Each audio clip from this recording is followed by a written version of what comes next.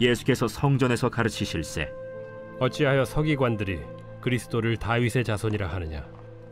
다윗이 성령에 감동되어 친히 말하되 내 주께 이르시되 내가 네 원수를 네 발 아래 둘 때까지 내 우편에 앉았으라 하셨도다 하였느니라. 다윗이 그리스도를 주라 하였은즉 어찌 그의 자손이 되겠느냐? 하시니 많은 사람들이 즐겁게 듣더라. 긴 옷을 입고 다니는 것과 시장에서 문안받는 것과 회당의 높은 자리와 잔치의 윗자리를 원하는 서기관들을 삼가라. 그들은 과부의 가산을 삼키며 외식으로 길게 기도하는 자니 그 받는 판결이 더욱 중하리라. 예수께서 헌금함을 대하여 앉으사 무리가 어떻게 헌금함에 돈 넣는가를 보실세 여러 부자는 많이 넣는데 한 가난한 과부는 와서 2렙돈 곧 한 고드란트를 넣는지라. 예수께서 제자들을 불러다가 이르시되 내가 진실로 너희에게 이르노니 이 가난한 과부는 헌금함에 넣는 모든 사람보다 많이 넣었도다.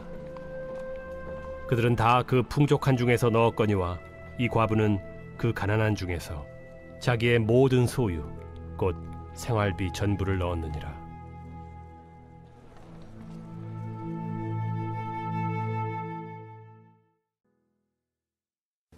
오늘 본문은 서로 다른 세 가지의 이야기가 배열되어 있습니다. 그런데 서로 연결되는 요소가 하나 존재합니다. 바로 서기관입니다. 첫 번째 이야기에서 예수님은 서기관들의 율법 해석에 대해서 반론을 제기하셨습니다. 사람들은 그저 예수님의 말씀을 농담 정도로 여겼을지 모릅니다.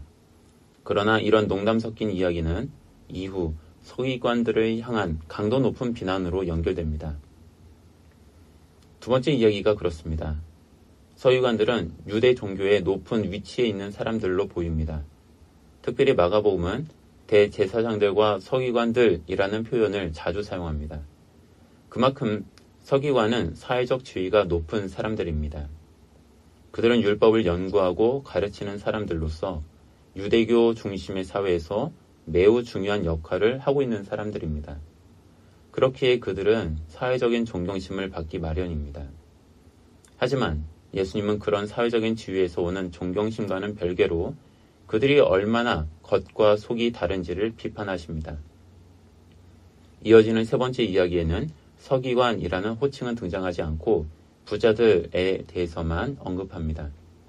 모든 부자가 서기관은 아니지만 대부분의 서기관은 부자였을 것이라는 주장은 그들이 누렸던 사회적 지위를 짐작해 볼 때 타당해 보입니다.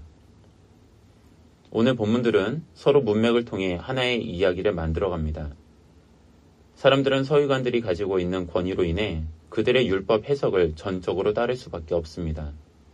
하지만 서기관들의 율법 해석이 완전하지 않을 수 있음을 예수님께서는 하나의 예로서 다윗의 시를 들려주셨습니다. 사실 서기관들이 가진 사회적 지위는 하나님 나라를 이 땅에 실현시킬 수 있는 힘이 되기도 합니다. 겉으로 보이기에는 그들이 가진 사회적 지위와 그 힘을 잘 사용하는 자들로 보이지만 내면으로는 자신들의 욕망을 충족하기 위해 수단과 방법을 가리지 않는 사람들입니다. 마땅히 요구되는 사회적 책임의 대상인 과부들의 얼마 안 되는 재산을 탐닉하는 음흉함을 예수님은 서기관에게서 보셨던 것입니다. 서기관과 같은 부자들은 많은 재물을 헌금합니다. 엄밀히 자신의 것을 하나님께 드리는 행위가 나쁘다고 말할 수 없습니다. 다만 성경 본문이 우리에게 보여주는 측면은 그들이 형성한 재산이 과연 얼마나 합당한 것인가에 있는 듯합니다. 문맥을 통해 우리가 생각해 볼 수 있는 것은 누군가가 많은 재산을 형성하는 동안 반대편의 누군가는 재산을 빼앗길 수밖에 없는 환경에 노출된다는 것입니다. 가난한 과부는 2개의 렙돈을 헌금함에 넣었습니다. 그 2렙돈이 그녀의 모든 소유였습니다. 렙돈이라는 화폐 단위는 당시 사용되던 다양한 동전 중에서 가장 작은 단위의 화폐입니다. 이를 오늘날 화폐로 환산하자면 대략 1,000원, 2,000원 정도의 값으로 볼 수 있습니다. 문제는 그 정도가 그녀가 가진 재산의 전부라는 점입니다. 사회적 약자를 돕는 제도는 이미 신명기와 같은 성경 속에서도 많이 등장하였습니다. 마가복음 묵상을 앞두고 했던 신명기와 이후에 이어질 신명기 묵상에서 이런 점들을 더 잘 살펴보시면 좋겠습니다. 아무튼 율법은 이러한 가난한 이들을 위한 제도적인 장치들을 마련하여 그들로 하여금 삶을 영위할 수 있도록 지도자들에게 요구하고 있습니다. 그런데 그런 율법을 연구하고 가르치고 때로는 판단하는 이들이 자신의 주변에 있는 가난한 사람들을 돌보지 않는다는 것을 예수님은 비판하신 것입니다. 오늘 본문은 두 가지 접근이 가능합니다. 하나는 가난한 과부의 헌신을 강조하여 부각하는 것입니다. 그녀가 보인 것은 서기관과 비교하자면 참으로 고귀한 행동입니다. 많은 사람들이 자신의 욕망을 위해 사는 것과 비교해 볼 때 하나님을 위한 헌신은 뜻있고 결단이 있는 행동입니다. 그런 점에서 자신의 모든 것을 드릴 수 있는 용기는 마가복음이 보여주는 제자도의 한 측면이기도 합니다. 그렇다고 하여 과부의 헌금에 대한 강조가 오용되어서는 안 됩니다. 이런 뜻과 결단과 용기는 하나님께서 개인에게 주시는 마음이지 선동해야 할 대상이 되어서는 안 됩니다. 다른 하나의 접근은 서기관들을 향한 강도 높은 비난입니다. 하나님께서는 율법을 통해 더욱 확실히 요구하시는 것은 지도자들에 대한 요구입니다. 가난하고 소외된 개인에 대한 착취가 아니라 가난하고 소외된 이들을 위한 지도자들의 노력을 성경은 더욱 강조합니다. 그런데 그렇지 못한 현실을 예수님은 비판하신 것입니다. 율법을 수호하는 자로서 마땅히 감당해야 하는 서기관의 책임을 무겁게 여기신 것입니다. 그렇기에 두 렙돈을 드린 과부의 헌금을 통해 예수님은 그녀의 삶의 고단함을 이해하셨을 것입니다.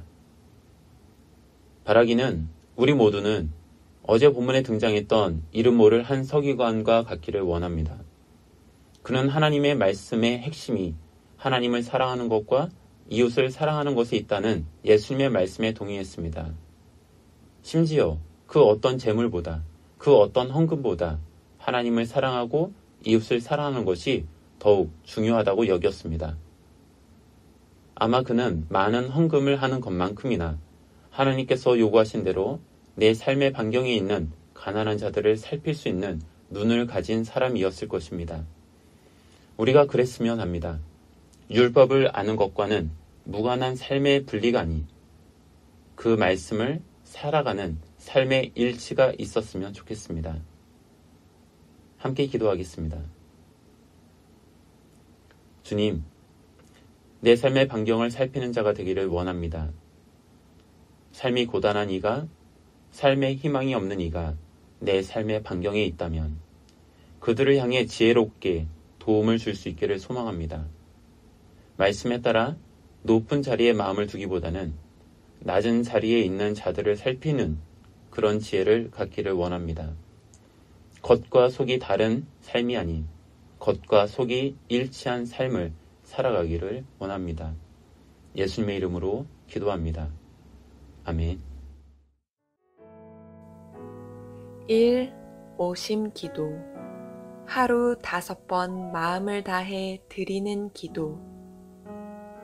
나는 죽었습니다. 제가 주인이 아니고 예수님이 저의 주인이십니다. 예수님은 십자가에서 죽으시고 부활하셨습니다. 부활하신 예수님을 가슴으로 만나서 따라가며 간증합니다. 사랑하는 가족과 함께 영광스러운 승리를 노래합니다.